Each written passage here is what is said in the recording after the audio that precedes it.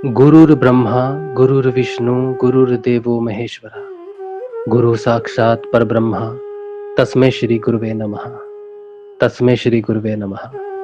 तस्मै श्री गुरुवे नमः। चलिए सब मिलके जयकारा लगाएंगे गुरुदेव जी का। गोविंद जी जयकारा लगाइए आज आप। अच्छा भैया, चलिए। समर्थ सतगुरुदेव संत श्री रामलाल जी से की जय। शिव अवतारी महायोगी बाबा गंगाईनाथ की जय। दसम अवतार कल्कि अवतार की जय। भगवान की जय। जय हो। जय। सनातन धर्म की जय। सनातन धर्म की जय। फलाना धाम की राम की जय। जय। जय। राम सर की जय। जय। काजलवास की जय। जय। जय श्री गुरु। जय श्री गुरुदेव। जय श्री दादा श्री गुरुदेव। गुरुदेव। जय श्री दादा गुरुदेव। जय माँ आदिशक्ति। देखो जयकारा हम क्यों बोलते हैं लगवाने के लिए, हम क्यों बोल रहे हूँ सबको लगाने के लिए, क्योंकि जयकारा बहुत मुख्य चीज़ है। जयकारा हमें ऊर्जा भरता है, सचेतना लाता है, जागरूकता लाता है। तो जयकारा हम सबको, अभी बहुत साल हो गए जयकारा लग रहा है, सबको याद कर लेना जयकारा। किसी का नंबर भी लग जाएगा कभी भी, ठीक है। तो जयकारा के लिए रेडी रहना है सबने। जयकारा ये बिल्कुल भूलना नहीं किसी ने, ठीक है। चलिए आज का जो है सत्संग शुरू करते हैं।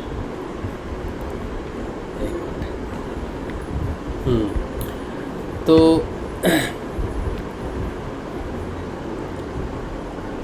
ये गुरुदेव जी का सत्संग है। गुरुदेव जी श्री रामलाल जी सियाग के सिद्ध योग का सत्संग हम लोग करते हैं। परिवर्तन जो आता है उसकी बात करते हैं। जो नए साधक हैं, जो अभी अभी जुड़े हैं, उनके लिए थोड़ी शुरुआती जानकारी ये है कि गुरुदेव श्री रामलाल जी सियाग संजीवनी मंत्र की दीक्षा देते हैं, जिससे साधक की कुंडलिनी जागृत हो जाती है और ऊपर उठने लगती है और साधक को त्रिविध तापों से मुक्त करती है।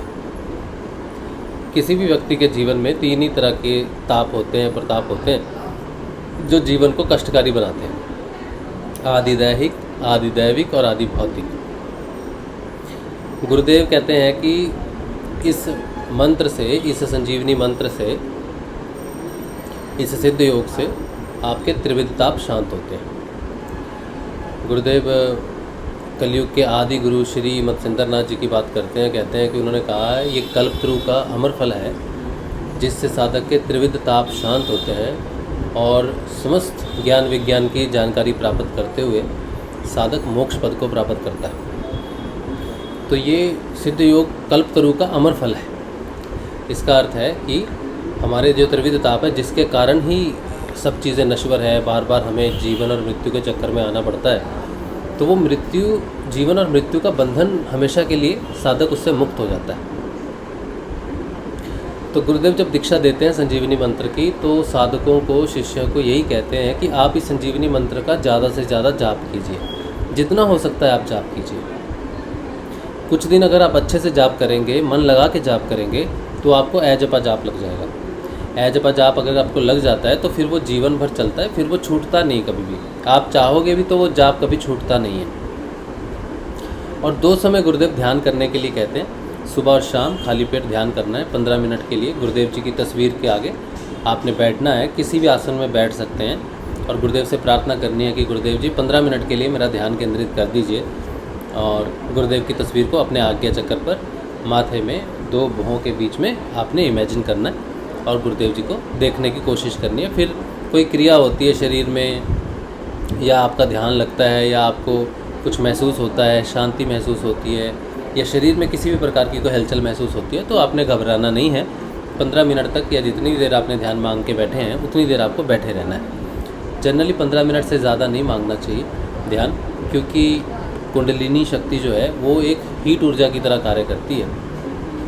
तो जब हम ध्यान में बैठते हैं तो हम सरेंडर कर देते हैं हम कुंडलिनी को। गुरुदेव कहते हैं कि कुंडलिनी जब ध्यान हम करते हैं तो हमारा मन, प्राण, बुद्धि, शरीर ये अपने कंट्रोल में ले लेती है और फिर सारी क्रियाएं अपने आप करवाती है अंदर से। तो वो एक हीट ऊर्जा के रूप में उस समय काम करती है। अब जैसे गर्मियाँ चल रही हैं, गर्मियाँ हैं, और अगर आप ज़्यादा देर के लिए ध्यान मांगोगे, कहोगे मुझे बहुत अच्छा लगता है ध्यान करना, कईयों को बहुत अच्छा लगता है ना, क्रियाएं होती हैं तो ज़्यादा देर के लिए ध्यान में बैठ जाते हैं, तो फिर वो हीट ऊर्जा उतनी ज़्यादा देर होती है। तो उतनी देरी नहीं बैठना है क्रियाएं के लिए, या क्रियाओं के लालच में, लोभ में, ध्यान के लालच में नहीं बैठना है। आपको नाम जप ज़्यादा करना है। गुरुदेव ने एक जगह पे ये बात कही है कि ध्यान के चक्कर में नाम जप नहीं छोड़ना। मतलब ध्यान में आनंद आने लगता है और नाम जप छोड़ देते हैं। तो ध्यान, वो सोचते हैं कि ध्यान ही कर रहा है, सुबह भी ध्यान कर रहा है, शाम को भी ध्यान कर रहा है, बस हम तो कर रहे हैं, लेकिन नाम नहीं जपते, बस ध्यान में बैठते हैं। तो गुरुदेव कहते हैं अगर ऐसा करोगे ना, कुछ दिन के बाद फिर ध्यान लगना बंद हो जाएगा, ठीक है, क्रियाएं होनी बंद हो जाएंगी। और ऐसा हुआ है मैं जानता हूँ एक व्यक्ति को, उसने ऐसे ही किया था। उसको मैंने बताया गुरुदेव जी के दर्शन के बारे में, तो ध्यान लगा। तो पहले 1-2 दिन लाइट दिखी ध्यान में, बहुत अच्छा लगा, तो बहुत हल्का महसूस होने लग गया। तो मैंने कहा 15 मिनट ध्यान करना है। तो बोला नहीं, मैं तो 1 घंटा करूँगा। तो मैंने कहा 1 घंटा नहीं करना है, तुमको 15 मिनट ही करना है, गुरुदेव ने 15 मिनट ही कहा है। बोला नहीं, मुझे तो आनंद आ रहा है। तो मेरी सुनी नहीं उसने बात। तो मैंने कहा तुम नाम जपो ज़्यादा से ज़्यादा, आप ध्यान में इतना मत लो। मुझे ध्यान बहुत अच्छा लगता है, शांति बहुत मिलती है, और मैं ध्यान में बैठूंगा 1 घंटा। मेरे समझाने के बाद भी नहीं समझा। कुछ दिन के बाद ध्यान नहीं लगना बंद हो गया, ध्यान भी छूट गया। आज तक ध्यान नहीं करता, ना नाम जपता है, बस वो खेल था 15-20 दिन का, बस वो ध्यान के लालच में नाम जप नहीं किया, और नाम जप भी छूट गया और ध्यान भी नहीं लगा। तो ये घटना घटी है, मैं जानता, इस व्यक्ति को जानता भी हूँ। तो गुरुदेव ने ये बात कही है। अब एक व्यक्ति की घटना तो मैं जानता हूँ, अगर गुरुदेव ये बात कही है गुरुदेव ने, तो ऐसे बहुत सारे लोग होंगे जो आते होंगे। पहले तो गुरुदेव जी बहुत अच्छा ध्यान लगता था, अब नहीं लगता, अब बिल्कुल बंद हो गया। क्यों? तो गुरुदेव कहते हैं कि तुम ध्यान के लालच में, समाधि के लालच में आप नाम जप को ढीला मत छोड़ो। नाम जब छूट गया तो फिर कुछ नहीं होगा। तो हमें ज़्यादा से ज़्यादा नाम जाप करना चाहिए। अगर हमें लगता है कि हमें ध्यान नहीं लगता, हमें ये नहीं होता, या हमारी कोई भी समस्या सॉल्व नहीं हो रही, तो उसका एक ही इलाज है, एकमात्र एक ही इलाज है, नाम जप।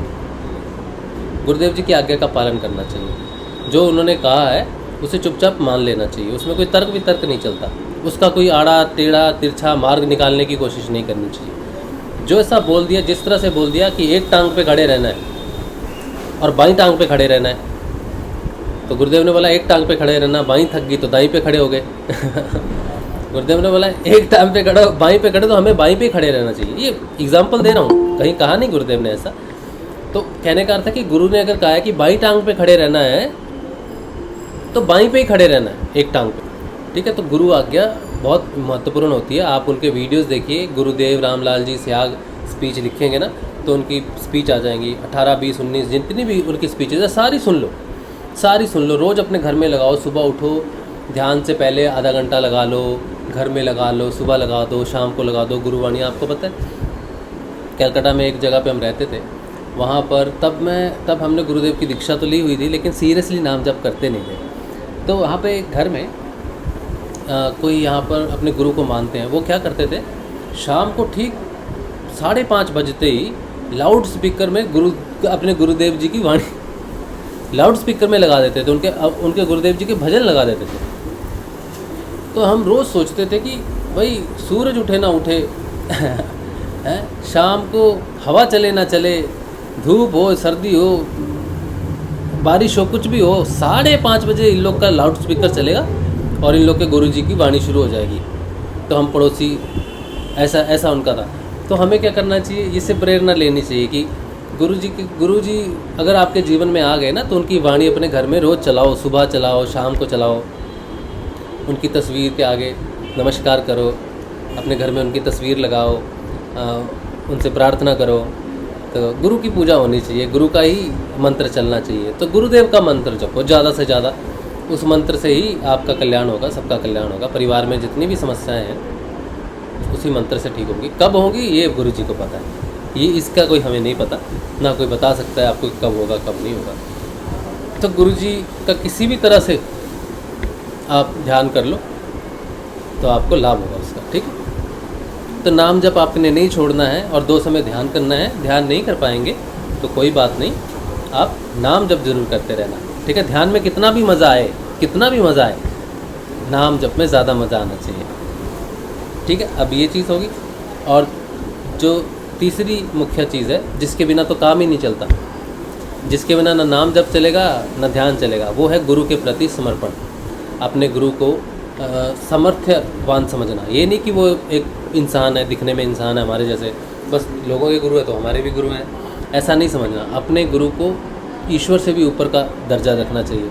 ईश्वर से भी ऊपर ब्रह्म परब्रह्म है, तो गुरुदेव को परब्रह्म मानना चाहिए। परब्रह्म से ऊपर तो कोई नहीं होता, तो गुरुदेव से ऊपर कोई भी नहीं होना चाहिए। जब तक आपके मन में, हृदय में ये धारणा पक्की नहीं होगी कि मेरे गुरुदेव परब्रह्म है, ये नहीं कि दूसरे गुरु से बड़े, कोई दूसरा व्यक्ति है उसने गुरु बनाया हुआ है तो आप उससे झगड़ा करो कि नहीं हमारे गुरु सबसे बड़े हैं, हमारे गुरु की दीक्षा ले लो, सारे तप दूर हो गए।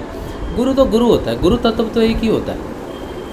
तो किसी के साथ वार्तालाप करने में दिखाने के लिए कि नहीं हमारे गुरु बहुत बड़े हैं, हमारे गुरु बहुत अच्छे हैं, आप इनकी दीक्षा लेके करो, इस तरह से नहीं करना चाहिए। किसी दूसरे गुरु का अपमान होता है, और जब गुरु का अपमान होता है तो गुरु तत्व का भी अपमान होता है। तो हमें सहजता पूर्वक कहना चाहिए कि आपने अगर गुरु बनाया है तो गुरु तत्व एक ही है, आपके और गुरुदेव में, हमारे गुरुदेव में कोई भी अंतर नहीं है। तो अगर आपको कभी समय लगे तो आप कभी हमारे गुरुदेव जी का भी ध्यान करके देखना, ठीक है। अगर आपको लगता है आपके गुरुदेव जी की, आप गुरुदेव जी को नमस्कार करो, उनसे आज्ञा ले लो कि गुरुदेव एक मंत्र दीक्षा है जिससे त्रिविध ताप शांत होते हैं और आपकी कृपा है कि कोई जानकारी प्राप्त हुई है, तो सहज भाव से उनके गुरु का आदर रखते हुए अपने गुरु की जानकारी हमें देनी चाहिए। मेरे साथ एक बार हुआ, ट्रेन में हम आ रहे थे वृंदावन से, तो एक महिला अकेली जा रही थी, थोड़ी वृद्ध थी, तो वो कृष्ण का टीका, कंठी माला वो सब पहना हुआ था उन्होंने। हमसे अच्छी तरह से बातचीत हो रही थी, तो मैंने उनको अपने गुरु जी की जानकारी दी। तो जानकारी उन्होंने सुनी, जानकारी कि हाँ चलो, फिर मैंने कहा ये हमारे गुरुजी, इनका ध्यान आप कर सकते हो। तो बोले मैं ध्यान नहीं करूँगी, मेरे गुरुजी हैं। मैंने कहा अच्छा चलो ठीक है। मैंने कहा अपनी जानकारी के लिए आप जान के रखो कि ये गुरुदेव हैं, इनका मंत्र है। बोले हमें मंत्र दे रखा है गुरुजी ने, हम वही मंत्र जपते हैं। तो बहुत अच्छी बात थी। तो मैंने गुरुजी के बारे में पूरा बताया, उन्होंने गुरुजी के बारे में पूरा सुना, लेकिन उन्होंने गुरुजी की फ़ोटो ली नहीं, क्योंकि उनका अपने गुरु के प्रति बहुत ज़्यादा समर्पण है, बहुत ज़्यादा झुकाव है। तो ये बहुत अच्छी बात है, चाहे हमारे गुरुजी का सामर्थ्य ज़्यादा ही क्यों ना हो, लेकिन कोई साधक अपने गुरु के प्रति अगर पूर्ण रूप से समर्पित है ना, तो उसका उसी से कल्याण हो जाएगा। क्योंकि गुरु तत्व एक ही है, वो समर्पण भाव ही देखते हैं। ईश्वर भगवान परब्रह्म अपने गुरु के प्रति अपने शिष्य का समर्पण भाव देखते हैं कि कहीं भी हो उसका समर्पण होना चाहिए, वो अपने आप तर जाता है। और गुरुदेव जानते हैं कि मैं गुरु तत्व हूँ ना, तो सब में मैं ही हूँ। कृष्ण कहते हैं आप किसी को भी भजो, आप मुझे ही भज रहे हो, लेकिन प्राप्त उसी रूप को होगे जिस रूप को आप भज रहे हो, लेकिन भज मुझे ही रहे हो। आप पितरों को पूजो, आप देवी देवताओं को पूजो, आप जिसे पूजना है पूजो, इनडायरेक्टली आप मुझे ही पूज रहे हो, लेकिन आपकी प्राप्ति उसी रूप को होगी। पितरों वाले पितरों के पास जाएंगे, देवी देवताओं वाले देवी देवताओं के पास जाएंगे, लेकिन मैं ही हूँ सर्वव्यापक, सब जगह मेरे को ही पूज रहे हैं, डायरेक्टली इनडायरेक्टली। तो मूल रूप से अगर सीधा मुझे ही पूज लो तो ज़्यादा कल्याण की बात है, मेरे धाम को, गोलोक को आप जाओगे। तो अल्टीमेटली हमें अपने गुरुजी की गुरु तत्व को समझना चाहिए। जब तक वो एक साधारण इंसान के रूप में हमारे सामने रहेंगे, तब तक हमें कोई परिवर्तन आना संभव है ही नहीं। ये रामकृष्ण परमहंस जी की बात है जो मैंने बताई आपको, कि अपने गुरु को साधारण पुरुष, साधारण इंसान समझने वाले शिष्य का कभी कोई बदलाव होता नहीं। तो जब तक हमारी, अब ये बात गुरुदेव ने कैसे कही थी हमें, उन्होंने हमें अष्टांग योग के हिसाब से बताई थी कि जो 8 अंग हैं अष्टांग योग के, उसमें से धारणा, ध्यान और समाधि सूक्ष्म अंग है। धारणा का अर्थ क्या है? धारणा का अर्थ यही है कि मैं अपने गुरुजी के प्रति कितना समर्पित हूँ, या अपने दुख और सुख में गुरुजी के साथ कनेक्टेड रहता हूँ या डिस्कनेक्टेड हो जाता हूँ। मेरी धारणा अपने गुरु के प्रति पक्की है कि नहीं है, मेरे गुरुदेव परब्रह्म है, हर तरह से सक्षम है मुझे मुसीबतों से निकालने से, वो है धारणा। तो वो शिष्य की एक दिन में नहीं पक्की हो जाएगी, आज ही आपने ज्वाइन किया आज ही आपकी धारणा पक्की हो जाएगी, ऐसा नहीं होगा। जीवन में आपके उथल पुथल होगी, उतार चढ़ाव आएंगे, बहुत कुछ होगा। उसके बाद भी आप गुरुदेव जी से जुड़ा हुआ महसूस करते हैं, गुरुदेव जी गुरुदेव जी के साथ आपका समर्पण वैसा रहता है, एक क्षण के लिए भी बस प्रेम बढ़ता है, दुख में और प्रेम बढ़ जाएगा। जनरली हम दुख में सोचते हैं गुरु जी आप तो कुछ नहीं करते, हमें नहीं करना आपका ध्यान, हमें नहीं जपना आपका नाम, दुख में जनरली दूर हो जाता है। लेकिन दुख में उल्टा और प्यार करना चाहिए गुरुदेव से। गुरुदेव आपकी लीला है, आप इम्तिहान ही ले रहे होंगे मेरा, क्योंकि अगर वो सामर्थ्य है तो वो चेक भी करेगा ना कि मेरा शिष्य कैसा है, मेरा शिष्य मुझ पे कैसा करता है। तो वो धारणा है। आपकी जितनी भी परीक्षाएँ हो रही हैं ना सारी, वो सिर्फ और सिर्फ अष्टांग योग के 5वें अंग को, 5 ना छठा अंग, छठे अंग को पक्का करने के लिए। धारणा की जगह आप धारणा को रिप्लेस कर दो, वहाँ पे लिख दो एग्जामिनेशन, परीक्षा। यम नियम आसन प्राणायाम प्रत्याहार परीक्षा ध्यान और समाधि। तो जीवन में उतार चढ़ाव जो भी होंगे ना, बस समझ लो कि धारणा के लिए हो रहा है। और गुरुदेव ने ये भी साफ बात कही है कि देखो 5 अंग तो मैं वैसे ही देता हूँ तुम्हें, वैसे ही सिद्ध हो जाएंगे, तो कुछ करना ही नहीं। यम नियम आसन प्राणायाम प्रत्याहार में आपने कुछ करना ही नहीं। तो गुरुदेव जी ने कह दिया कि इसमें आपने कुछ नहीं करना, आगे करना है। आगे क्या करना है? आगे का अंग है ध्यान, भी आपने कर लिया मेरा गुरुदेव जी का है, समाधि ध्यान के हिसाब से लगेगी। एक ही बच्चा सिर्फ जो गुरुदेव जी ने कहा 5 अपने आप हो जाएंगे, छठा देख लो। तो सिर्फ और सिर्फ एक ही परीक्षा, एक ही अंग है जो हमें अपनी साधना में सिद्ध करना है, और वो है धारणा। इसीलिए जितनी भी प्रतिकूल जीवन में जितनी भी प्रतिकूल अवस्थाएं आएँ, उसमें गुरुदेव जी के प्रति सदैव सदैव सदैव समर्पित रहना, कुछ भी हो जाए जीवन में। और ये क्यों मैं कह रहा हूँ कुछ भी हो जाता है जीवन में, क्योंकि आपकी साधना किस चीज़ की है? आपकी साधना ट्रांसफॉर्मेशन की है, गुणों के परिवर्तन की है। और जैसे सोचो, एक व्यक्ति एक घर में रह रहा है 100 साल से, टेनेंट है। अभी ऐसा पंगा चलता है ना, टेनेंट फिर वो मालिक कहता है भाई अब तुम छोड़ दो, हमें यहाँ पे बिल्डिंग बनानी है, हमें कुछ करना है, हमें अलग कुछ करना है। वो छोड़ता नहीं टेनेंट, वो कहता मैं 100 साल से यहाँ रह रहा हूँ, ये कानूनी तौर पे भी आप नहीं कर सकते, ऐसा कानून भी नहीं निकाल सकता उस टेनेंट को। तो क्या करना पड़ता है? सेटलमेंट करनी पड़ती है। उसको कुछ दे दिया, वो कहता नहीं मुझे पैसे नहीं चाहिए, मुझे तो घर चाहिए। तो बोला चलो ठीक है, हम तुमको यहाँ नीचे में एक छोटी दुकान दे देंगे या घर दे देंगे, अगर हो सका ऐसा तो पॉसिबल है, नहीं तो पैसे ले लो कहीं और चले जाए, क्योंकि यहाँ पे हो नहीं सकता। तो किसी तरह सेटलमेंट करने की कोशिश करते हैं, लेकिन वो मानता नहीं। बस गुणों का परिवर्तन भी वैसे ही है, तमोगुण मानता ही नहीं है। उसको छोड़ोगे आप, जब आपका परिवर्तन होगा तो आपको सबसे पहले तमोगुण ही छोड़ना पड़ेगा। हम सारे कलयुगी जो है तमोगुण में हैं, और तमोगुण सिर्फ तामसिक नहीं होता, तमोगुण में बहुत सारी चीज़ें आती है, बहुत बहुत बहुत कुछ आता है। तमोगुण ही भरा पड़ा है कलयुग में, ठीक है। अंधकार है ना, तब कलयुग अंधकार है, तमोगुण भी अंधकार है।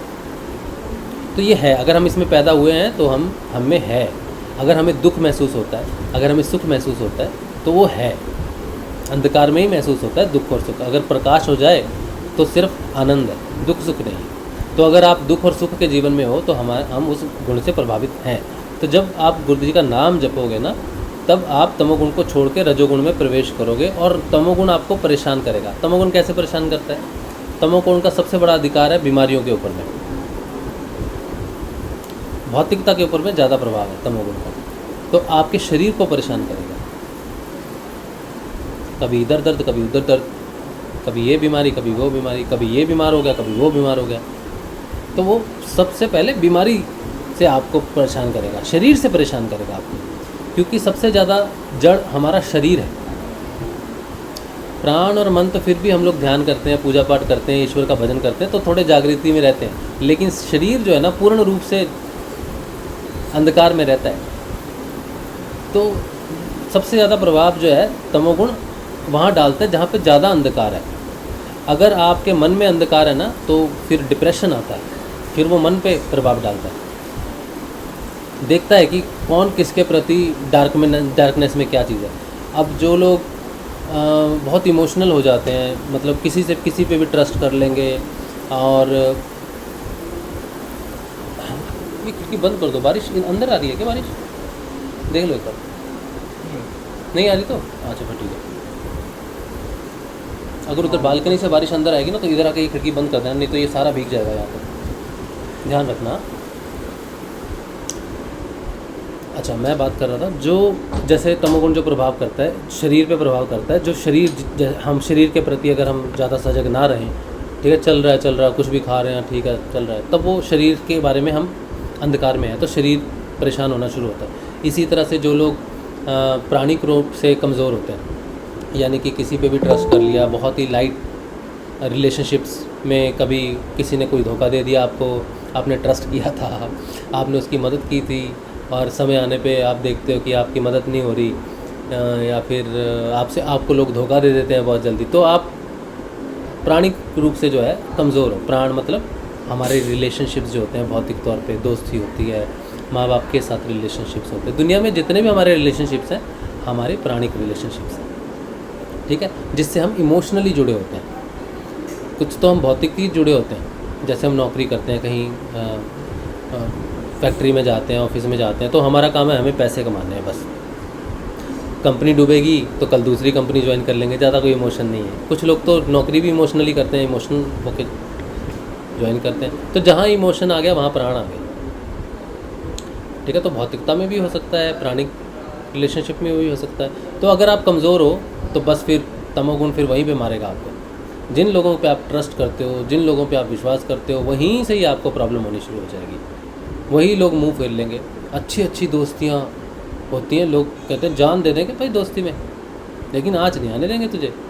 और जब उसको ज़रूरत पड़ेगी तो कहाँ गए, गधे के सींग से, गधे के सर से सींग गायब हो गए। तो डिपेंड करता है कि आप, हर साधक की तो अलग प्रॉब्लम है ना, तो उस साधक को प्रॉब्लम आएगी रिलेशनशिप्स में, वो डिप्रेशन में जाएगा। उस तमोगुण का काम ही है, जब आप रूपांतरण करोगे तो उसने आपकी कच्ची डोरी तोड़नी है, जिससे आप ज़्यादा प्रभावित हो जाओगे। फिर कुछ लोग मानसिक लेवल पे जुड़े होते हैं, जिनका विश्वास बहुत हाई होता है चीज़ों के ऊपर में, मेरा विश्वास है। अभी हम लोग क्या करते हैं, कई बार गुरुदेव जी का मंत्र देते हैं ना किसी को जाके, तो कसमें ले लेते हैं जाके, प्रण ले लेते हैं जाके। किसी को दिया, बोला आप हमारे गुरु जी का ध्यान करो, मैं गारंटी देता हूँ अगर आप नहीं ठीक हुए, अगर आप 40 दिन के अंदर आपका ये नहीं हुआ, या 50 दिन के अंदर ये नहीं हुआ, या 2 महीने में ये ठीक नहीं हुआ, तो आप मेरे को जूता मारना आके। ये भी है साधक, और एक नहीं है, कई हैं ऐसे जो बहुत ही ज़्यादा मानसिक रूप से बहुत ही ज़्यादा मेंटली बड़े चैलेंजिंग रहते हैं उस चीज़ को। फिर वो तमोगुण वहीं पे प्रभाव करता है। वो आएगा 2 महीने बाद, भाई तुमने तो कहा था ये हो जाएगा, वो हो जाएगा, कुछ नहीं हुआ मुझे। फिर उसका विश्वास टूटना शुरू होता है। ये तो गुरु जी का एग्जांपल दिया। अब ऐसे कई चीज़ें होती हैं जहाँ पर हमारा विश्वास, हमारा फेथ बहुत स्ट्रांग होता है। हमारा मन कहता है कि बस यही है, बस है तो है, नहीं तो कुछ नहीं। फिर वहाँ पे मन टूटता है। तमोगुण नहीं देखता आपका मन है, आपका प्राण है, आपका शरीर है। वो तो गुरुदेव जी की एक स्पीच है। गुरुदेव कहते हैं ये जो तामसिक शक्तियाँ होती हैं ना, तामसिक शक्तियों का अर्थ है तमोगुण का प्रभाव। तामसिक शक्तियाँ कोई बाहर से कोई भूत प्रेत नहीं, ये मैं इस चीज़ में कभी नहीं बोलता मैं इस, ठीक है। मैं सिर्फ तमोगुण को मानता हूँ। अब वो तमोगुण की ही तामसिक शक्तियाँ, चाहे वो बाहर से प्रभावित करे चाहे अंदर से करे, गुण तो तमो ही गुण है बस। उसके अंदर सारी तामसिकताएँ आ जाती हैं, नकारात्माएँ, सारी नकारात्मकताएँ जो भी कहते हैं उसमें आ जाती हैं। गुरुदेव जी ने एक बार कहा स्पीच में कि ये जो तामसिक शक्तियाँ होती हैं ये इतनी क्रूअल होती हैं, इतनी घातक होती हैं कि ये साधक की जान तक ले ले। ये तमोगुण है, अंधकार है। अब आप सोचो कितना कट्टर दुश्मन है तमोगुण हमारा। कितना सतर्क रहने की ज़रूरत है, कितना सचेत रहने की ज़रूरत है, कितना जागरूक रहने की ज़रूरत है। हमारी साधना में हमारे अंदर जब परिवर्तन आएंगे तो हमें पता है परिवर्तन का अर्थ ही है तमोगुण को छोड़ना। और तमोगुण को छोड़ने का अर्थ है सीधा सीधा टक्कर अंधकार से। अब आपके पास प्रकाश है, अंधकार ने आप पे अटैक किया, आपके घर की लाइट चली गई, आपके पास मोमबत्ती है जलाने के लिए? अगर नहीं है और लाइट चली गई, पंखा बंद, गर्मी है और दिख कुछ नहीं रहा, ये सामान इधर पड़ा था, भाई इधर पैर मत रख देना, इधर मैंने सुई रखी थी, भाई उधर पैर मत रख देना, उधर मैंने पापड़ रखे हुए हैं, उधर खाना रखा है, थाली रखी है, किधर जा रहे हो कुछ नहीं पता। खाना बर्बाद होगा, उल्टी सीधी चीज़ों पे पैर जाएगा, तो वो अटैक है। लेकिन अगर मोमबत्ती है छोटी सी तो दिख जाएगा। अब ये मोमबत्ती जो प्रकाश है ना, यही नाम जाप है। जब हम में परिवर्तन आएगा ना, तब लाइट जाएगी, क्योंकि तमोगुण में रहते हुए उसने हमें आश्रित रखा हुआ था। तमोगुण हमें सहायता करता है। कोई व्यक्ति कलयुग में झूठ बोलेगा ना, तो उसको सहयोग मिलता है। आपने देखा ना अपने जीवन में, कोई व्यक्ति ऑफिस में है और चापलूसी बहुत करता है बॉस की, उससे तरक्की मिल जाती है। झूठ बोलेगा, तरक्की मिल जाती है। बिजनेस में कोई बहुत आगे बढ़ जाता है।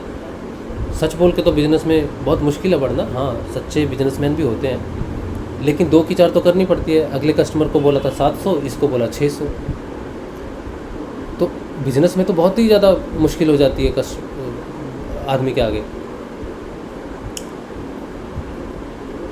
तो क्या होता है कि झूठ जब तक आदमी बोलता है ना इस युग में, तो उसको सहयोग मिलता है, कलयुग का सहयोग प्राप्त होता है। तो वो एक लाइट रहती है अंधकार में, उसी की रहती है। वो व्यक्ति अंधकार में ही रहता है, लेकिन उसका काम चलता रहेगा।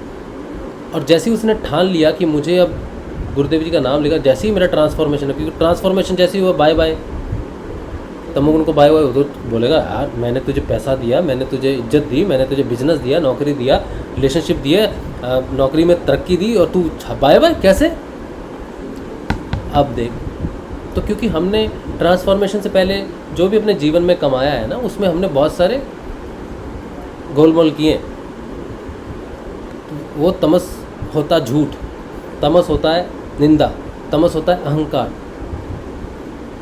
असत्य, ये सारा होता है। उसके कारण हमने बनाया। तो अब जैसे ही हम उसे छोड़ेंगे तो वो अपनी चीज़ें तो लेके जाने देगा नहीं। नौकरी में पदवी प्राप्त की थी, तब झूठ भी बोला था बहुत बीच बीच में,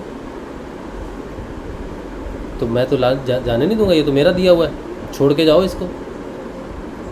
तो तमोगुण लाइट अपनी खींच लेगा, उसकी लाइट कुछ नहीं है, मतलब जो भी उसने दिया हुआ है।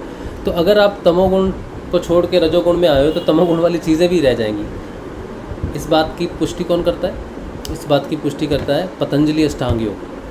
ऋषि पतंजलि इसकी पुष्टि करते हैं कि जाति का रूपांतरण होता है। और जब कृष्ण कहते हैं कि जब जो तामसिक व्यक्ति है उसका खाना पीना, गुरुदेव जी अपनी वाणी में बोलते हैं ना, कृष्ण ने कहा है कि अर्जुन, तामसिक व्यक्ति ये खाता पीता है, उसका ऐसा व्यवहार होता है। राजसिक व्यक्ति ये खाता पीता है, उसका ऐसा व्यवहार होता है। सात्विक व्यक्ति ये खाता पीता है, उसका ऐसा व्यवहार होता है। तो जब वो बदलने लगता है तो उसका आहार भी तो छूटेगा, उसकी असत्यता तो छूटेगी, उसका अस्तेय छूटेगा, उसका अहंकार छूटेगा, सब छूटेगा। तो उस चीज़ से जो उसने कमाई हुई है, कोई चीज़ अगर हमने ऐसे असत्य बोल के कमाई हुई है, तो जब हम सत्य के जीवन में जाएंगे तो वो चीज़ हमारे साथ तो रहेगी नहीं, हमें सत्य से फिर से उसको कमाना पड़ेगा। तो किसी ने 20 साल मेहनत की और अब उसको छोड़ के फिर से शुरू करना पड़ेगा, तो बहुत मुश्किल है जीवन में। तो ये ट्रांसफॉर्मेशन जब होगा, तमोगुण छोड़ोगे, रजोगुण में जाओगे, सीधा सतोगुण में तो जाओगे नहीं। तो तमोगुण फाइट करेगा, आपको 3 जगह पे मारेगा, शरीर पे मारेगा, प्राण पे मारेगा और मन पे मारेगा। बस तीनों ही भौतिक है। और गुरुदेव आपको प्रकाश देंगे, कहाँ से देंगे? ज्ञान से देंगे। उसे बोलते हैं विज्ञान में कोश, उसे बोलते हैं विद्या। तो नीचे के 3 क्षेत्रों में विद्या के ऊपर राज है अंधकार, और अध्यात्म में जब विद्या प्रकट हो जाती है तो अविद्या के ऊपर में प्रभाव देती है, फिर वो रोशनी है। इसी को ही मोमबत्ती मैंने कहा, छोटी सी है, अभी तो शुरुआत है ना। तो वो ज्ञान प्रकट होगा, वो विद्या प्रकट होगी। ये विद्या क्या करेगी? ये विद्या हमें अंधकार को देखने में मदद करेगी। इस विद्या से हमारी जो ये है तो एक स्टेप है, लेकिन ये विद्या वो विद्या नहीं है जिससे हमारा रूपांतरण जो है वो होगा। रूपांतरण तो हमारा होता है हमारी धारणा पक्की होने से, और ये विद्या का भी रूपांतरण होता है। जैसे कल के सेशन में हमने मुख्य रूप से यही बात की थी ना, कि विद्या क्या है? अविद्या के ऊपर में प्रकाश है। अविद्या अंधकार है, तो विद्या का प्रकाश हमें अंदर से मिलना शुरू हो गया। तो सांसारिक रूप से बाहरमुखी जो चीज़ें हैं, जो हमारे जीवन में जो घटनाएं घट रही हैं, हम जो परेशानी में उसमें परेशान होना बंद हो जाएंगे। ये विद्या है। जानकारी आ गई कि ये जो मेरे साथ हो रहा है ये गुणों के प्रभाव के कारण हो रहा है। ये जानकारी विद्या है। लेकिन ट्रांसफॉर्मेशन वो ब्रह्म विद्या से होता है। अब वो ब्रह्म विद्या क्या है, ट्रांसफॉर्मेशन क्या है? ये तो विद्या तो हमें प्रकाश देती है, अंधकार में प्रकाश देती है, लेकिन ब्रह्म विद्या हमें क्या देती है? प्रकाश को जानने के लिए जो स्थिति प्रकट होती है, जो ज्ञान प्रकट होता है, उसे ब्रह्म को जानने के लिए, मतलब प्रकाश को जानने के लिए जो विद्या प्राप्त होती है वो ब्रह्म विद्या, ब्रह्म को जानने का, प्रकाश को जानने का, स्व प्रकाश को जानने का विद्या ब्रह्म विद्या प्रकट होती है। उससे ट्रांसफॉर्मेशन होता है। ठीक है, तो क्या है? फाइट है जीवन में, गुणों से फाइट है, और किसी से नहीं, इंसान से किसी से कोई फाइट नहीं है, बाहर दुनिया से कोई फाइट नहीं है। फाइट गुण से, तमोगुण के अंदर ही हमारे सारे आ जाते हैं। फिर वो बाहर में जो भौतिक रूप से 10 व्यक्ति हैं, ये इसके साथ मुझे अच्छा नहीं लगता, इसके साथ तो मेरा बचपन से वैर है, इसके साथ मेरा जवानी से, इसके साथ मेरा प्रॉपर्टी का चल रहा है, तो ये 10 लोग हैं, लेकिन ये सारे एक ही गुण के अंदर आ गए, आपके विरोध के अंदर या फिर आपके झगड़े के अंदर, किसी भी प्रकार से तो तमोगुण हट गया तो वो 10 के 10 व्यक्ति हट गए, काम ही खत्म हो गया उनका। एक एक करके हटाने की ज़रूरत नहीं, एक एक के प्रति अपने आप को बदलने की ज़रूरत नहीं, अंदर से गुण बदल गया तो वो 10 बंदों का रिलेशनशिप ही खत्म हो गया। तो हमारी जो साधना है ये गुणात्मक परिवर्तन की साधना है, और इससे ज़्यादा बाहर इन्वॉल्वमेंट की ज़रूरत नहीं है, बाहर किसी से वैर रखने की ज़रूरत नहीं है। हमारे अंदर ही है सब कुछ। कोई व्यक्ति बुरा नहीं, कोई व्यक्ति खराब नहीं, कोई व्यक्ति हमारा विरोधी नहीं, कोई व्यक्ति हमारी टांग नहीं खींच सकता। हमारी टांग हमारे गुण खींचते हैं, हमारे अंदर ही सारी घटनाएं घटती हैं। इसीलिए साधक को वैर भाव छोड़ देना चाहिए। किसी के प्रति दुर्भावना हो, किसी के प्रति क्लेश हो, गुस्सा हो, उसने मेरे बर्बाद कर दिया या उसने कर दिया, ऐसी भावनाओं को पालना ठीक नहीं है। साधना में साधना नीचे जाती है, अंधकार में जाती है। उसे यही समझना चाहिए कि मेरा ट्रांसफॉर्मेशन है और ये होना ही था, मैं जीत रहा हूँ, मैं उस गुण को छोड़ रहा हूँ तो वो गुण मुझे प्रभाव दिखा रहा है, किसी व्यक्ति के माध्यम से दिखा रहा है, लेकिन विजय मेरी है कि तमो गुण तिलमिला गया, मुझे परेशान करने की कोशिश कर रहा है, मुझे बीमार करने की कोशिश कर रहा है, मुझे प्राणिक और मानसिक तौर पे चैलेंजिंग कर रहा है, मेरी लाइफ को डिफ़िकल्ट कर रहा है। मैं कमाऊँगा ना, मैं फिर से उठूँगा, मैं फिर से बिजनेस खड़ा करूँगा, मैं फिर से चलूँगा, मैं सतोगुण से उठूँगा, तो वो ज़्यादा ऊंचा उठेंगे। सत्य ज़्यादा ताकतवर होता है हमेशा। फाइट लेकिन असत्य से है ना, तो फाइट है जीवन में। साधना ये ट्रांसफॉर्मेशन का नाम है, साधना युद्ध का नाम है। कोई अगर सब अच्छा ही चल रहा है तो गुणों का परिवर्तन कैसे हो सकता है? नहीं हो सकता। इसलिए अपने घबराना नहीं, कभी भी विचलित नहीं होना है, अपनी साधना को समझना है। यही ज्ञान है, यही प्रकाश है। बाहर भौतिक रूप से अपने आप को देखने की कोशिश नहीं करनी कि मेरी साधना में मेरा ये ठीक नहीं हो रहा, मेरी जॉब नहीं लग रही, मेरा रिलेशनशिप ठीक नहीं हो रहा, मेरे घर में शांति नहीं हो रही, ये नहीं सब हो रही। इस तरह से साधना को नहीं देखना, साधना को अंदर से देखना है कि मेरे गुणों के कारण मेरे जीवन में परिवर्तन अगर ये हो रहा है तो मेरा इस समय गुणों से, इस गुण से झगड़ा चल रहा है, मेरा इस गुण से झगड़ा चल रहा है, यानी कि मैं जीत रहा हूँ। ये खुशी की बात है, अच्छी बात है, परेशानी होने की बात नहीं। लेकिन दृष्टि आपकी अंदर से होनी चाहिए। अपने आप को साधक के रूप में देखना ज़रूरी है। किसी भी लड़ाई में, किसी भी स्थिति में हम अपने ही सारथी को नहीं कह सकते तुम नीचे उतरो भाई, छोड़ो मैं चलाऊंगा। अगर अर्जुन कहता कृष्ण तुम तो उतरो नीचे, मैं ही चलाऊंगा, तो गुरुजी हमारे सारथी। हमारे जीवन में प्रॉब्लम आती है तो हम अपने ही सारथी को बुरा भला कहते हैं, गुरुजी आपसे कुछ नहीं होता, गुरुजी आपने कुछ नहीं किया, हम तो आपके इतना नाम जप कर रहे हैं, मुझे ना आया जपा दिया, ना मुझे नाद दिया, आपने कुछ नहीं किया। तो हम अपने सारथी को ही नहीं कह सकते युद्ध रणभूमि में कि उतर जाओ, छोड़ो, हटाओ, तुमसे नहीं रथ चलता। अगर अर्जुन कहते कृष्ण को तुमसे नहीं चलता रथ, कन्हैया छोड़ो, हटाओ, हैं, तो क्या होता है? तो बहुत बार अर्जुन बात करते थे, कन्हैया चुप रहते थे, एकदम चुप रहते थे, कुछ नहीं बोलते थे। तो वो परेशान बेचारा ऊपर खड़ा कि माधव क्या करूं, क्या करूं, वो कुछ नहीं बोलते थे, चुप रहते थे कि जो पंगा अब तूने ले लिया अब तू सिमट। ऐसा बहुत बार करते थे अर्जुन, कि कुछ ऐसा करते थे कृष्ण से बिना पूछे करते थे, और फिर उसके रिजल्ट जब आते थे तो माधव क्या करूं, तो माधव बोलते नहीं कुछ, चुप रहते थे। और बोलते थे क्यों नहीं मेरी सहायता कर रहे, क्यों नहीं मेरी मदद करते। तो वो कहते थे अब तूने पंगा लिया तो तू खुद ही देख, मेरे से पूछ के तो नहीं लिया था पंगा। ऐसा कई बार आता है उसमें। तो हमें भी शांति बनाए रखनी है जीवन में, हमें भी अपने माधव पे, अपने कन्हैया पे, अपने गुरुदेव पे विश्वास रखना है। उनकी आज्ञा से ही सब कुछ हो रहा है, जीवन की घटनाएं घट रही, बस टेम्परेचर खोना नहीं अपने। ये सत्संग हमें यही देता है, बस यही सत्संग की महानता है। और क्या है इसमें बैठ के बकबक करने में क्या आनंद है, किसी को अपना समय व्यर्थ करने में 1-1 घंटा रोज़ शाम को क्या मिलता है इसमें? कुछ नहीं। इसमें असली चीज़ है कि हम पूरे दिन में जिस मानसिकता से गुजरते हैं ना, शाम को हम अपनी यात्रा को समझ पाते हैं कि वो अच्छा ये है। हम तो पूरा दिन, गुणात्मक चीज़ें इतनी प्रभावी होती हैं, सबको प्रभाव करती हैं। सारा दिन उसी मानसिकता में रह के पूरा दिन परेशान रहते हैं। शाम को अगर कोई बता दे कि ये गुणों का प्रभाव है, ये तुम्हारा युद्ध है और आज तुम्हारा ये इम्तिहान था, तो शांति मिलती है कि प्रभु मेरे साथ है, मेरी साधना मेरे साथ है, मेरी साधना में गड़बड़ नहीं है, मेरे नाम जप में गड़बड़ नहीं है। गड़बड़ कहाँ होगी? धारणा में।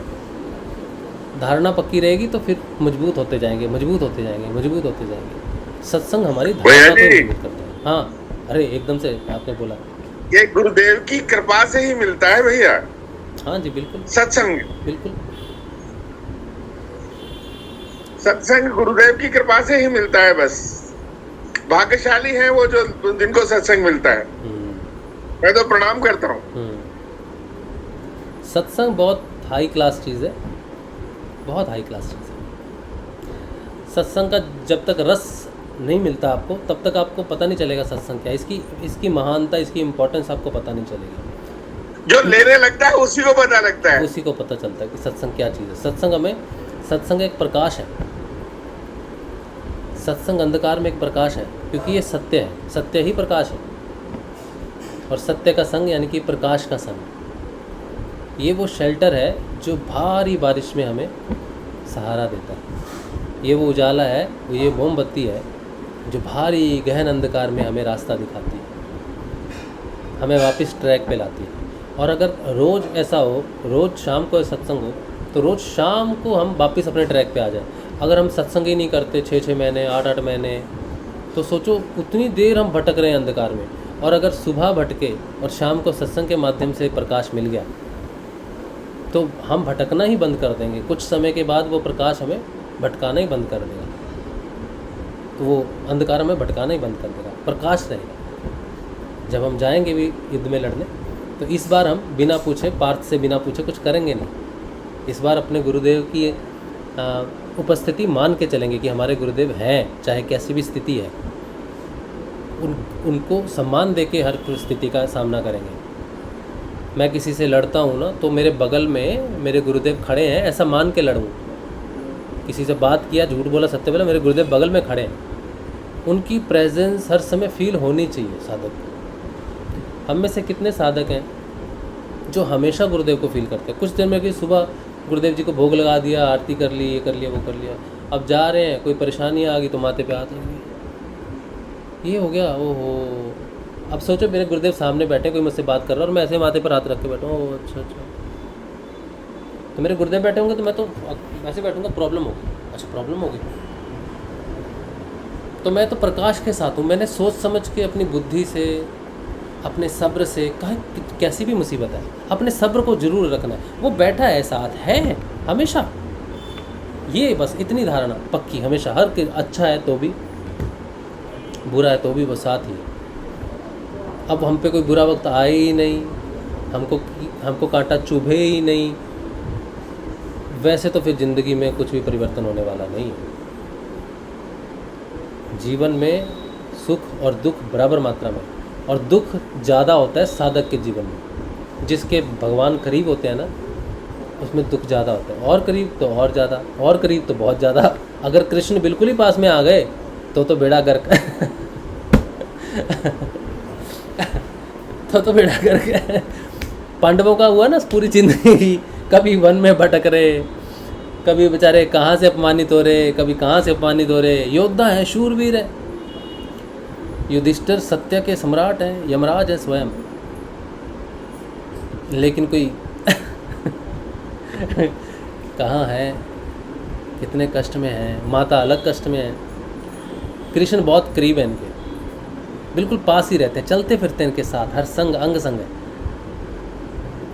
और अर्जुन की दुविधा सबसे ज़्यादा जीवन में, पांचों पांडवों में से सबसे ज़्यादा परेशान अर्जुन, और सबसे करीब उस कृष्ण अर्जुन के करीब है।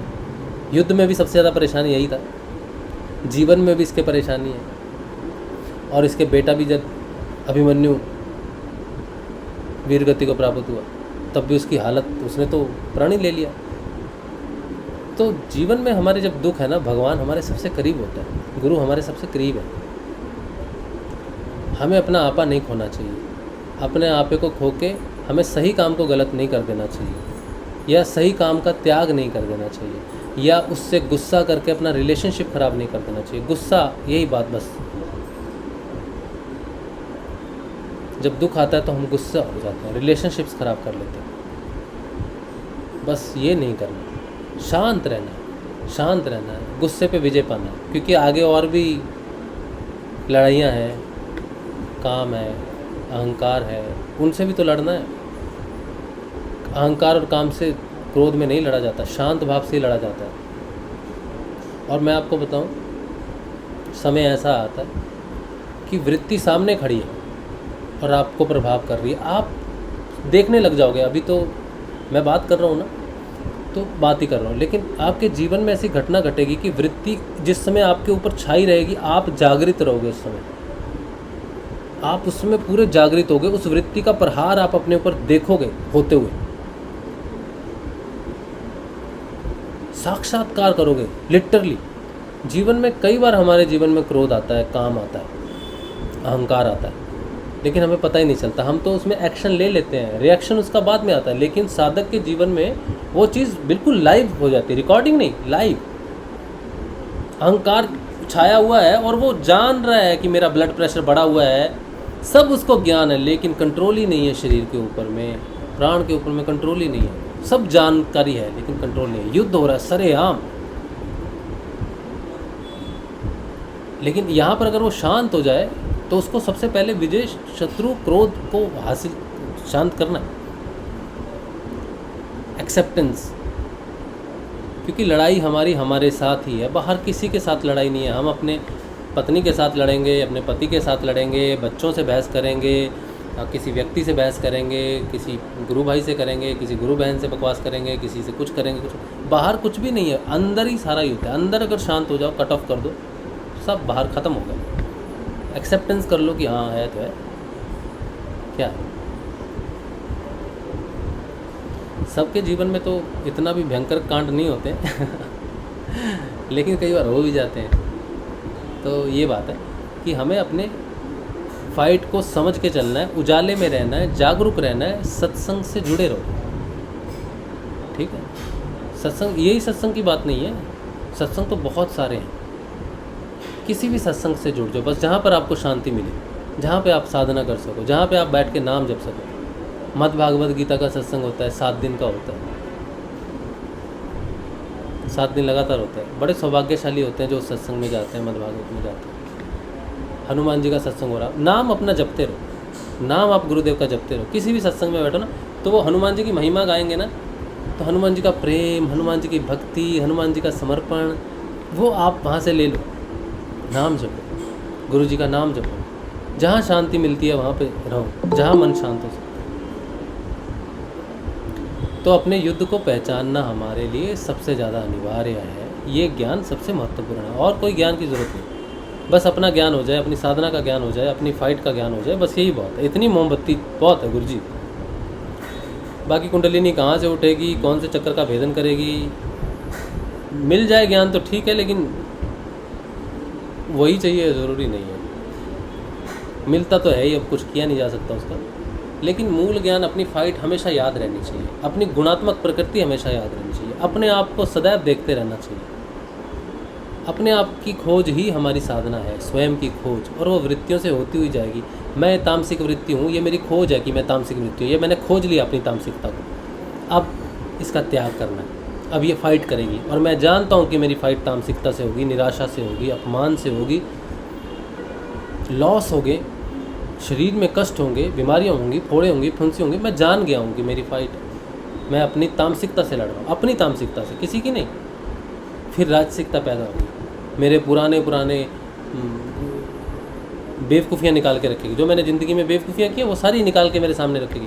तू तो कभी सक्सेसफुल नहीं हो सकता, तूने कुछ नहीं किया, तूने ये नहीं किया। वो रजोगुण धिक्कारेगा, सिर्फ धिक्कारेगा। मैं आप स्वयं को धिक्कारें, लेकिन वो भी मेरा युद्ध है स्वयं के साथ, मेरी राजसिकता के साथ मेरा युद्ध है। फिर सात्विकता आई, फिर सात्विकता के साथ मेरा युद्ध है। 3 स्थितियाँ हैं मेरी, इसमें मेरा युद्ध होना, बस यही मुझे जानकारी रखनी है।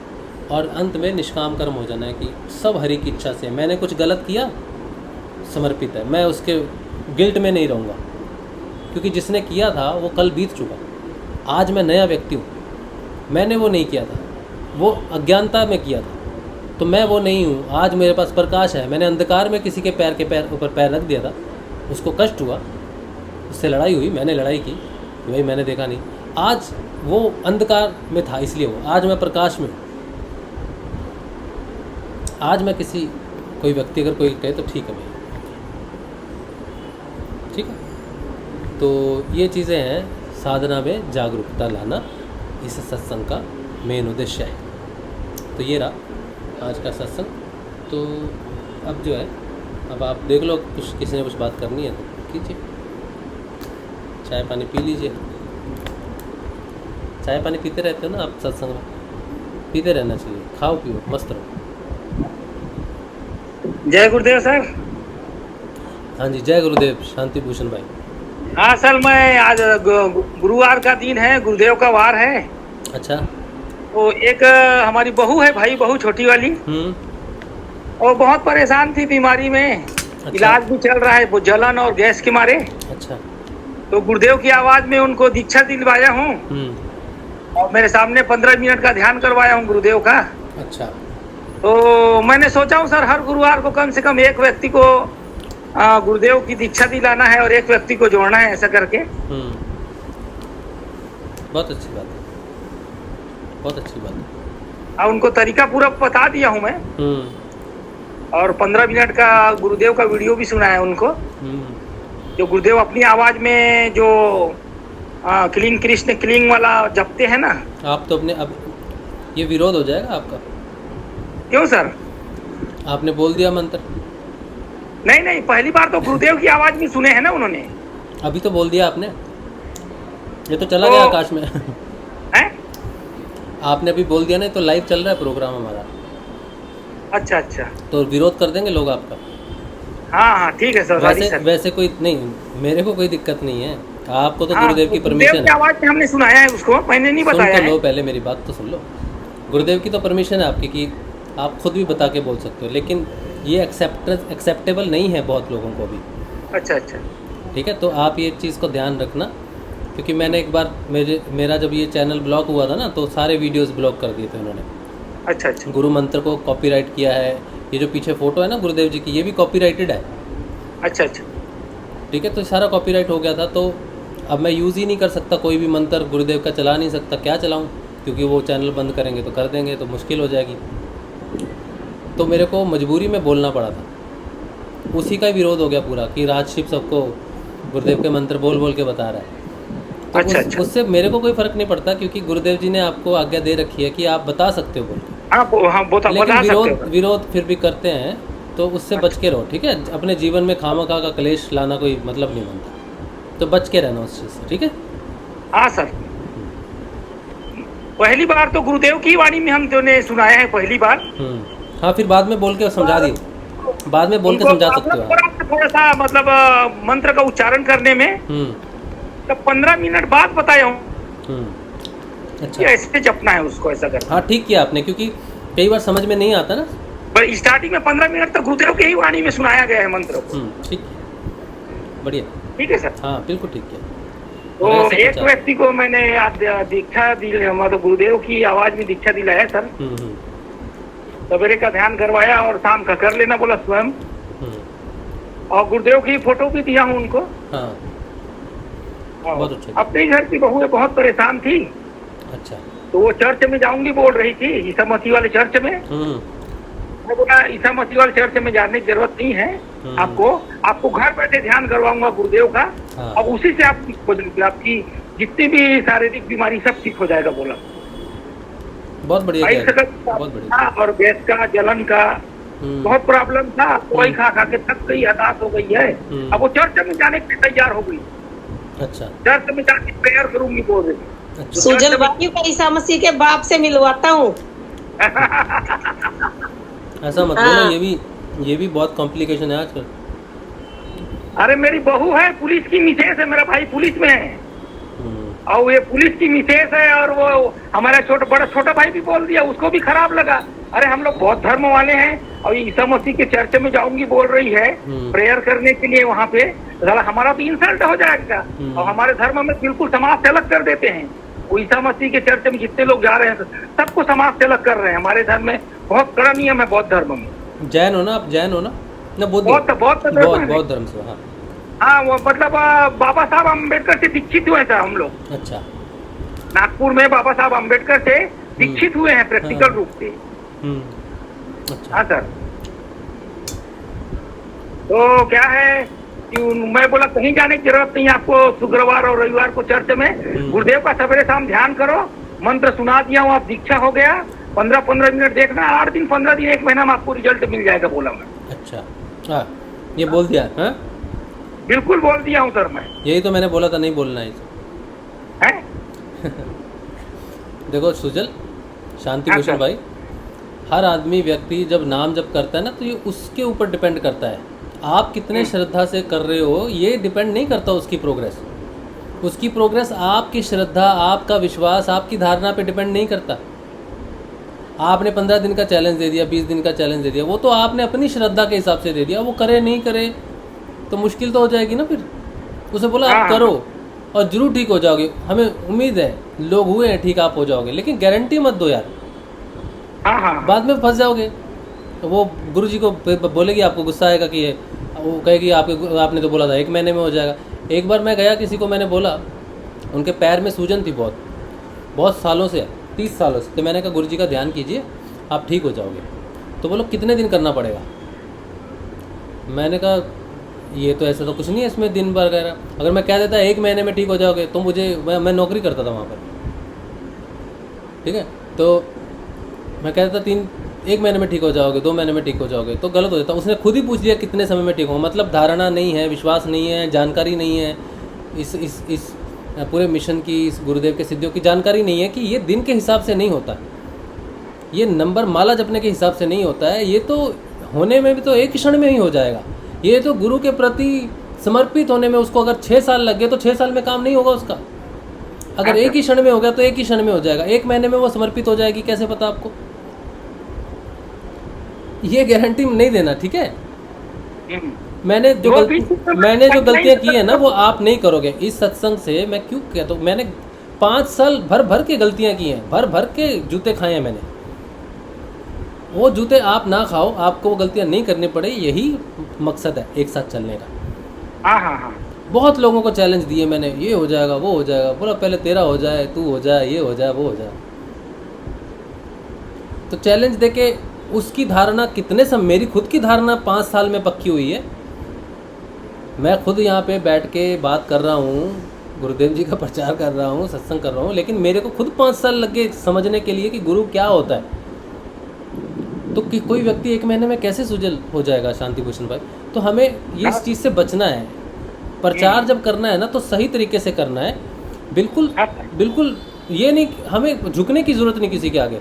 नहीं जुड़ेगा कोई, नहीं जुड़ेगा तो उसका कर्म प्रारब्ध है। हमें बिल्कुल टू द डायरेक्ट, क्लियर और साफ इन्फॉर्मेशन देनी है कि गुरु जी का ध्यान, गुरु जी का नाम जपना है और ये काम होने में 1 सेकंड में हो जाएगा, 1 क्षण में हो जाएगा, नहीं तो समय लगेगा। आपके नाम जप पे डिपेंड करता है। आप नाम जप करो तो आपका काम हो जाएगा। अब उसने नाम ही जप नहीं किया और 1 महीने तक बस बैठा है, सोच रहा है कि 1 महीना हो जाएगा तो मैं ठीक हूँ, तो नहीं होगा ना शांति भूषण भाई। तो हम फिर आगे प्रचार की जो हमारी अंदर की जो ऊर्जा है ना वो प्रभावित हो जाती है। हम अगर हम सॉलिड रहेंगे, अपने पॉइंट पे रहेंगे, टू द पॉइंट जाके बात करेंगे, जो है वो बात करेंगे ना, तो फिर 10 में से 1 भी जुड़ेगा ना तो वो जुड़ेगा तो जुड़ गया। जुड़ गया तो जुड़ गया, क्योंकि सही जानकारी दी हमने बिल्कुल, चाहे उसको अच्छी लगे चाहे नहीं लगे, ये हमारा काम नहीं है। नाम जपना पड़ेगा, ध्यान करना पड़ेगा, गुरु जी के प्रति समर्पण रहेगा तो आपका काम हो जाएगा। बस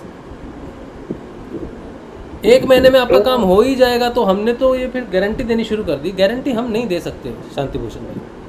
हाँ सर, ठीक वो है, बीच बीच में मैं गाइडलाइंस करते रहूंगा, कंटिन्यू नाम जपना है। हाँ उनको बोलो नाम जपो। हो सकता है 1 महीने से पहले ठीक हो जाए। 1 महीना क्यों बोलते, बेचारा सोचेगा 1 महीने तक, हो सकता है वो हाँ। कल ही ठीक हो जाए। हाँ सर, हो सकता है। ठीक तो है, मैं बहुत सोचा हूँ बढ़िया सर, गुरुवार को कम से कम एक व्यक्ति को मैं जोड़ूंगा गुरुदेव के। हाँ बहुत सत्संग अच्छी में। बात है, बहुत अच्छी बात है। अपनी तो जेब योग में, ऐसे करके सत्संग बनाया हूँ सर। अपनी जेब में हमेशा गुरुदेव जी की फोटो रखो। आप जब जाते हो ऑफिस, है ना, तो कोई मिल गया, आप तो वैसे भी हॉस्पिटल में काम करते हो। 10-15 फोटो छपाया।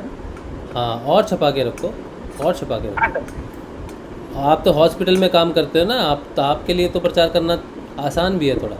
हाँ आसान है ना, ऐसा ठीक है ना। सारे दुखी लोग ही आते हैं वहाँ पे, जिनका कोई परेशान हो गया, किसी का एक्सीडेंट हो गया, कोई बीमार है, तो आपके पास तो रखो। इन लोग को और इसलिए विश्वास नहीं करते ना कि हॉस्पिटल में काम करता है और गुरुदेव की शरण में जाता है, गुरुदेव की प्रचार करता है करके हमारे मिसे खुद मना करती है मेरे को। क्या करोगे अब? भाई वो मेरा कॉन्फिडेंस है, मेरा पर्सनल मामला है वो। हाँ हाँ, मेरे को गुरुदेव पर विश्वास है तो किसी को कोई आपत्ति थोड़ी है। भाई वो चॉइस है ना, यदि वो आस्था है, वो किसी को प्रेशर थोड़ी देगी मेरे ऊपर। ठीक है, आप प्रचार करो सुजल भाई, बहुत अच्छी बात है। हाँ सर, हाँ। जय गुरुदेव श्री, जय श्री गुरुदेव।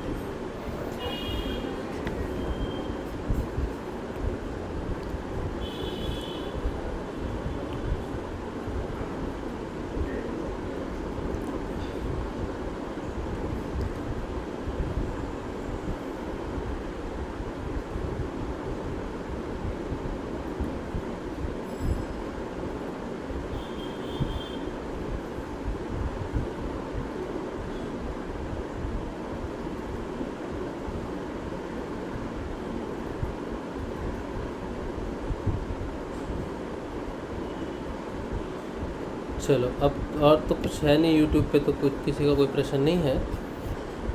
गूगल मीट पे भी मेरे को लगता नहीं कुछ है, किसी को कुछ नहीं। बस हो गया फिर आज का सत्संग। आज की जानकारी यही है कि